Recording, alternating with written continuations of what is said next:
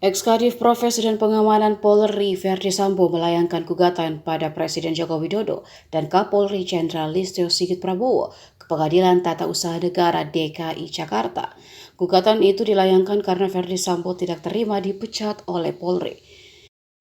Dilansir dari situs resmi PT UN Jakarta sebagaimana dikutip dari kompas.com, gugatan Sambo itu terregister dengan nomor 476-G-2022 PT UN Jakarta. Dalam gugatan itu, Presiden Jokowi sebagai tergugat pertama dan Kapolri menjadi tergugat kedua. Berikut isi gugatan Sambo terhadap Jokowi dan Jenderal Sigit. Poin pertama, mengabulkan gugatan penggugat untuk seluruhnya.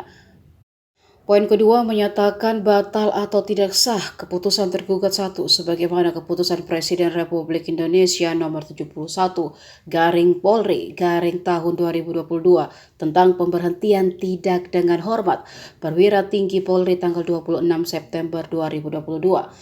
Poin ketiga, memerintah tergugat 2 untuk menempatkan dan memulihkan kembali semua hak-hak penggugat sebagai anggota Kepolisian Republik Indonesia.